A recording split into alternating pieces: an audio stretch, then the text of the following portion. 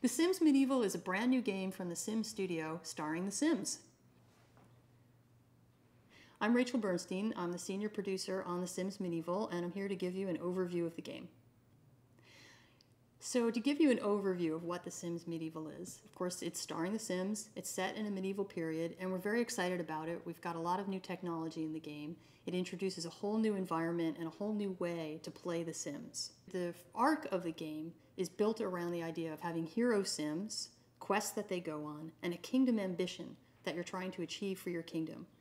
Each time you go into the game, you're going to go on to a quest. A quest is just a story idea. The Sims not only are on their quests, where they have some big kingdom level goal that they're trying to achieve, but they're also going about their daily lives with their professional responsibilities. One thing we're really excited about with The Sims Medieval is we've thought a lot about how do we support storytelling for the player, and how do we give goals for the player who likes to have goals, and how do we give a sort of sandbox experience for players who want to do more with the everyday lives of their Sims. And the quests are the key to that. As you're going through a quest, there are various story points that come up that give you ideas of what each of your characters that you're playing on the quest need to do next to help move the story along. When you finish a quest, you earn several different types of rewards. One of them is that you're given an achievement for doing that quest. It could be a platinum achievement, or gold, silver, or bronze. You also earn kingdom points, which you spend to expand your kingdom. You bring in new heroes and new buildings, which open up new quest opportunities for you. And eventually, you use up all of your quest points, and you've finished your playthrough of that game, and you're given an achievement of how well you achieved your kingdom ambition. We're really excited about the art direction for The Sims Medieval. We thought a lot about what did we want our medieval world to look like, and we realized that we're not historians. Our idea of what medieval looks like comes from storybooks and from movies.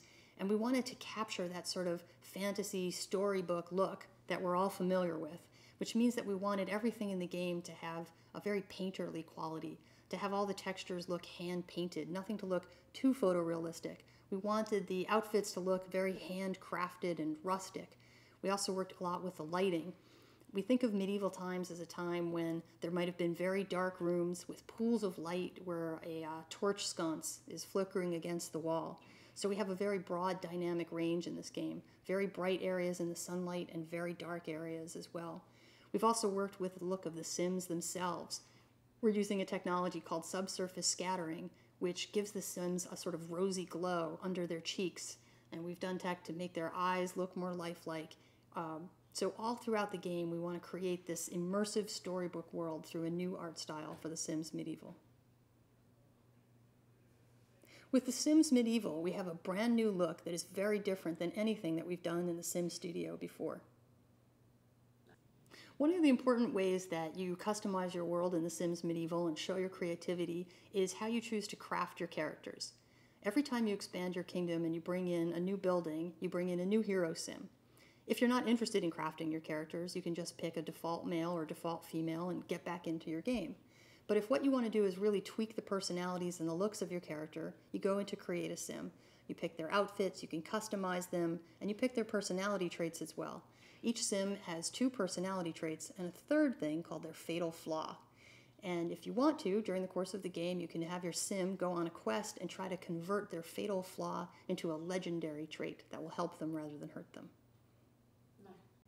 The medieval time period has proven to be a really rich, fertile ground for us in making The Sims Medieval, and there's a lot more really fun areas of that time period to explore. We're confident in The Sims Medieval and believe it will be the start of a new series.